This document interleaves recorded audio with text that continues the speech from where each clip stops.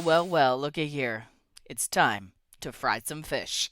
Hello, everyone. Welcome to episode number 522 of this here electronic engineering podcast called Amelia's Weekly Fish Fry, brought to you by eejournal.com and written, produced, and hosted by yours truly, Amelia Dalton.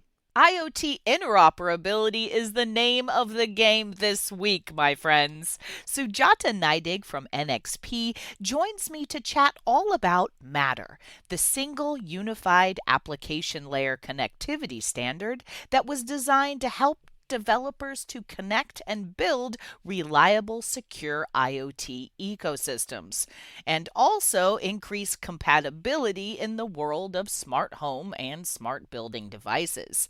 This week, Sujata and I are chatting all about the IoT interoperability issues Matter is looking to help solve.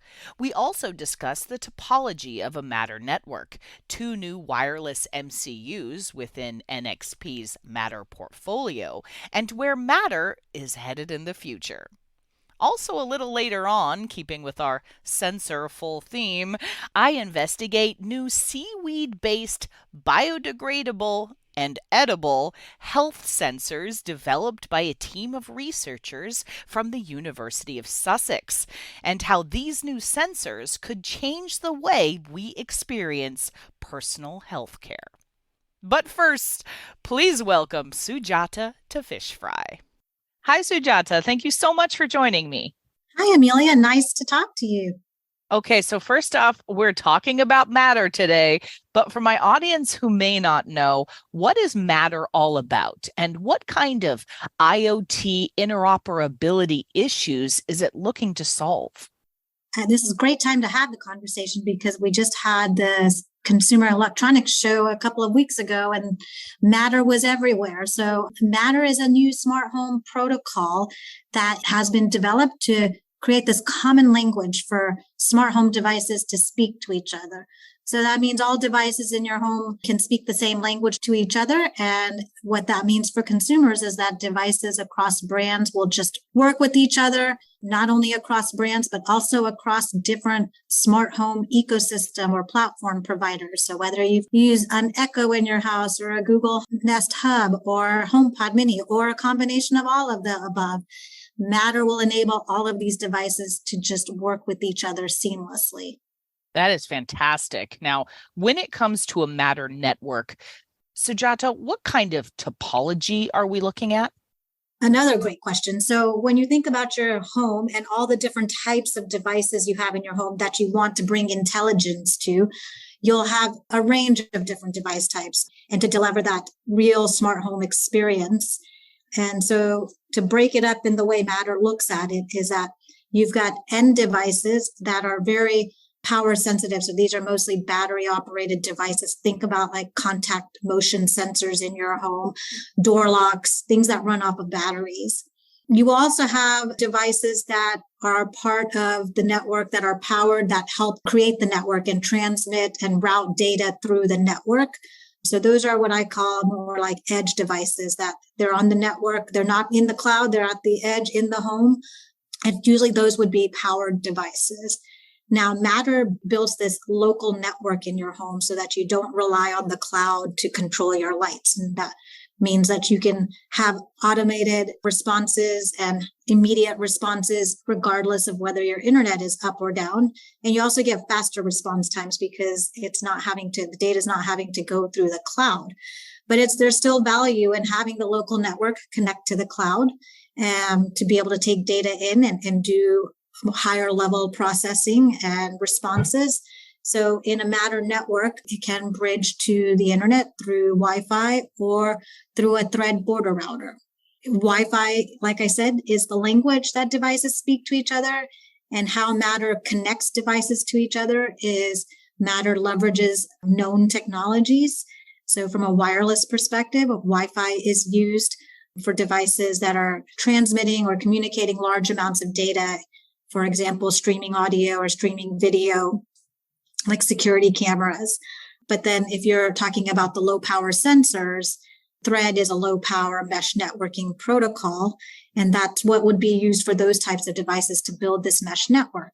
The devices that are on that mesh network, the Thread devices, the way they interface to the Wi-Fi or internet is through a Thread border router. And then the last function that Matter defines is there are already devices in people's homes today. So Matter does not want to obsolete devices that are in your homes today. So device manufacturers, for example, if you have a smart lighting brand of choice in your house, that lighting will probably have a hub associated with it. And what Matter defines is to add this bridge functionality to a hub that bridges the non-IP based devices or the legacy devices into the Matter network. So that's called a bridge function. So it allows those devices to be seen on the Matter network. And then the last thing about a Matter network is you would have a Matter controller, and that can be an app on your phone or an app that's running on the voice assistant or your smart speaker of choice. And that's what allows you to add devices onto the network. So, Sujata, NXP just released 2 new wireless MCUs with your Matter portfolio. One is a tri-radio wireless MCU, and the other is a multi-protocol wireless MCU. So can you give me some details about both of these new MCUs? Absolutely. So back in October, we launched our Matter development portfolio of platforms. I just described all the different types of devices that are in a Matter network, and to create those devices, they need different types of solutions. For a battery operated sensor, it has to be very low power, very small form factor. For a gateway or a Thread border router, there's a lot more complexity involved in managing the multiple networks and would probably also have a richer user interface. So we break up our Matter solutions into 2 main categories: a standalone architecture where there's a single MCU that does the application and the wireless connectivity. So Matter and Thread, Matter and Wi-Fi plus the application. And then the other architecture is a hosted architecture where you would have the wireless components and then a separate processor that hosts the application. And within the hosted, we have 2 offerings, one that's where the host is an RTOS-based MCU and one that's a Linux-based MPU or an applications processor. So we already launched these platforms in October. And what we announced in December is that we're always going to be pushing the edge and bringing new products out into the market and integrating that into our Matter solutions. So the 2 devices that we announced cover the range of these different device types and support these different architectures. The K32W148 is a wireless MCU that supports 802.15.4, which is the radio that's used by Thread, and also Bluetooth Low Energy. So for Matter over Thread devices, it's a perfect fit because it provides that capability and it's a single chip solution to build sensors. For those more complex applications like the bridge, if you're bridging in a Zigbee network, you also need to support Zigbee in the hub or the bridge. So the K32W148 supports Zigbee and Thread because it has what we call a dual PAN feature on the radio. And so you were able to support both networks with the single radio. And then the other device that we announced is our RW612. And this is really, really exciting. It's the industry's first tri-radio wireless MCU. What that means is it has a tri-radio on it that supports Wi-Fi, Thread, and Bluetooth and BLE. And that's all done in a single chip inside a monolithic silicon. And by combining those 3 radios in a single chip, we do the work around the Wi-Fi coexistence and how these 3 different radios operate around each other. And then we added an MCU to that same chip. So it's using one of our MCUs that's based on the i.MX RT crossover processor, so high performance, low power MCUs based on Cortex-M class core. And that's integrated as well. And this really enables designs like border routers and gateways to add Thread and Matter functionality to existing designs. One other example of what this RW612 enables is on a single chip, it can run Matter over Thread, Matter over Wi-Fi.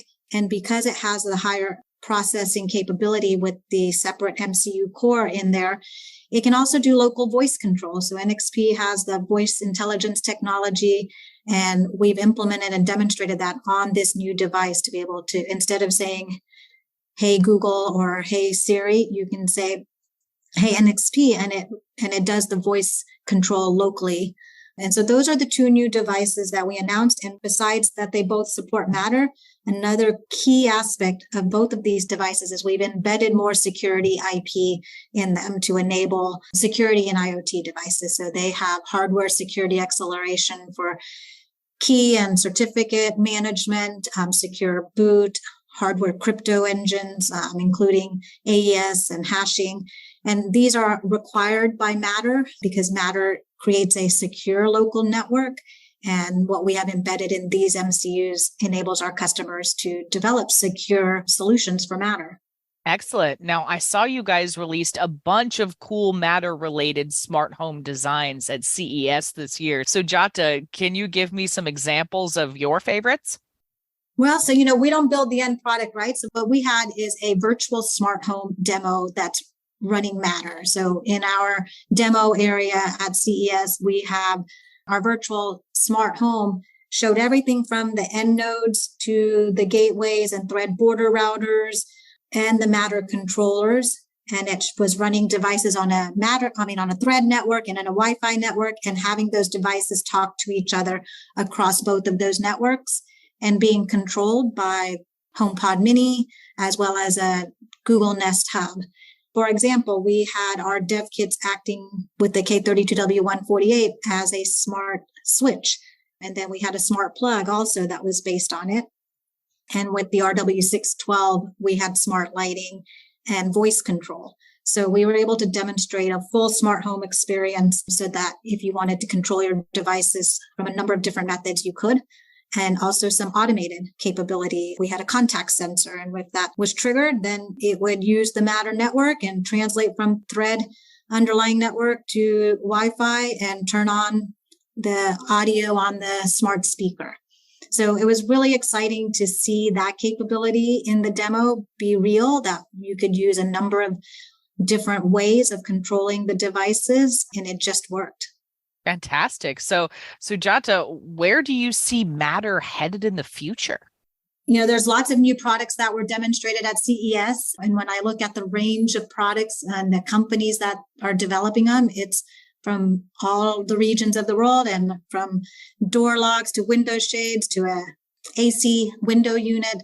So it's really exciting to see. And I think in the coming months, they'll be launched and be in people's homes.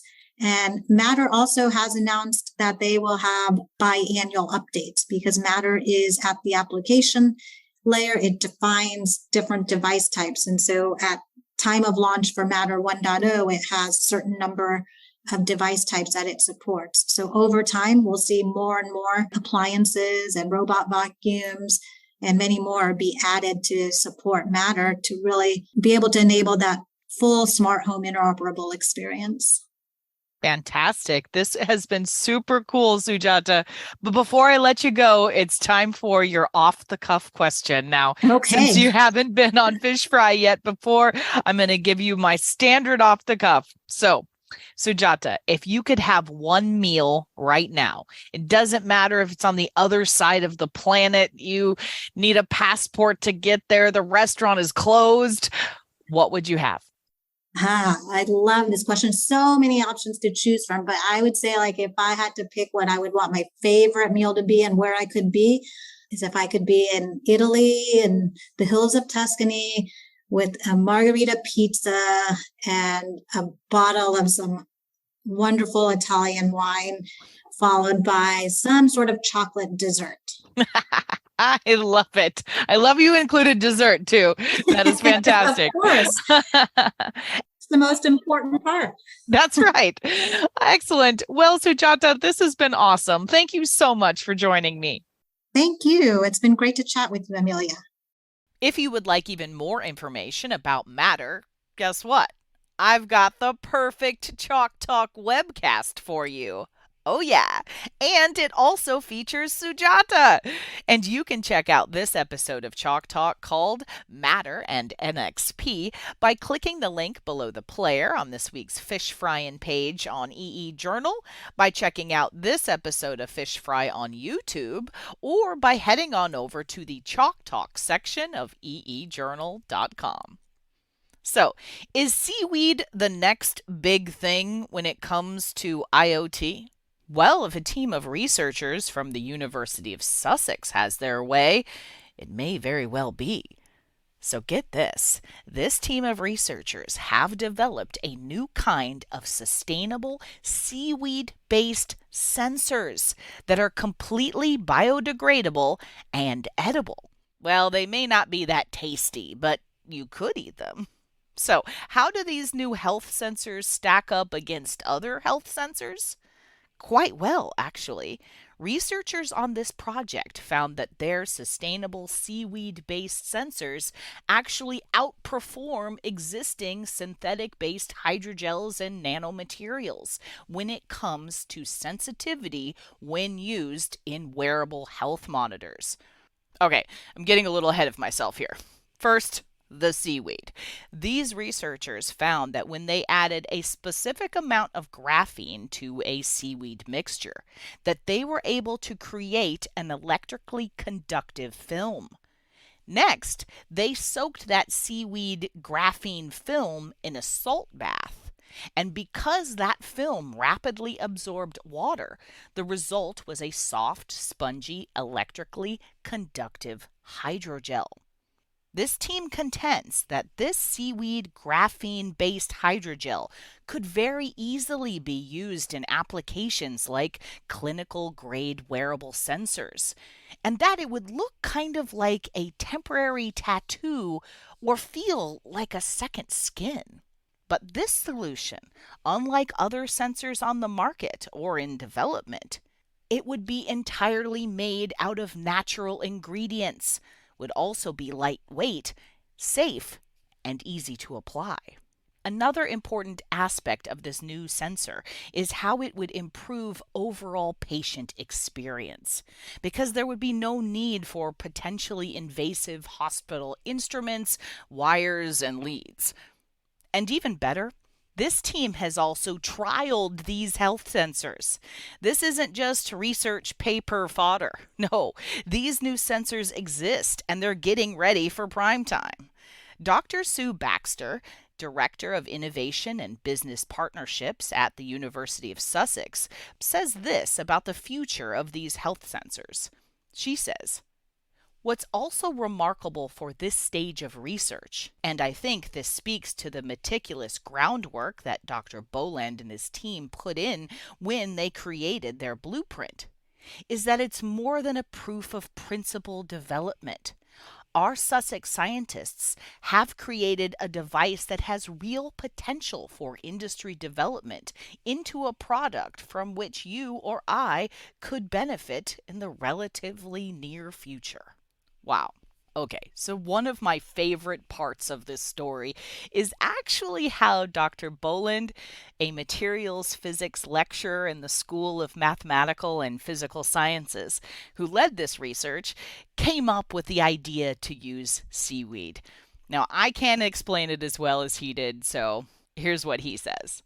"I was first inspired to use seaweed in the lab after watching MasterChef during lockdown. Seaweed, when used to thicken desserts, gives them a soft and bouncy structure, favored by vegans and vegetarians as an alternative to gelatin. It got me thinking, what if we could do that with sensing technology?" For me, one of the most exciting aspects to this development is that we have a sensor that is both fully biodegradable and highly effective. The mass production of unsustainable rubber and plastic based health technology could, ironically, pose a risk to human health through microplastics leaching into water sources as they degrade. As a new parent, I see it as my responsibility to ensure that my research enables the realization of a cleaner world for all of our children. Oh my gosh, you guys, I love this so much. So, if you want even more information about this groundbreaking research, I've included a couple links in the YouTube description for this episode and on the landing page for this week's podcast in EE Journal as well. Hey, have you checked out EE Journal on social media yet? Well, you should. You can find us at facebook.com/EEJournal. If you're into Twitter, you can monitor our tweets at EEJournalTFM. And don't forget, if you would like to follow my personal Twitter account, check out Amelia D 1978. And hey, if LinkedIn is more your thing, I absolutely understand. You can follow us or me on LinkedIn as well. And we have a YouTube channel, youtube.com/EEJournal. Folks, it is chock full of all kinds of techie videos, including our very popular Chalk Talk webcast series hosted by me. And you can subscribe to our EE Journal YouTube channel as well. And by clicking the links below the player on this week's Fish Frying page, you can subscribe to this here podcast through Spotify, Podbean, or Apple Podcasts. And remember, if you'd like to further support this podcast, please leave me a review on that podcasting platform of your choice. Also, if you'd like any further information about the stories covered in today's show, just head on over to eejournal.com and look for this week's Fish Frying page. Thank you everyone for tuning in. If you know of any cool new technology or heck you just want to chat, shoot me a line at Amelia, that's AMELIA, at eejournal.com, or post a comment on our forums on EE Journal. For the week of March 10th, 2023, I'm Amelia Dalton, and you've been fried.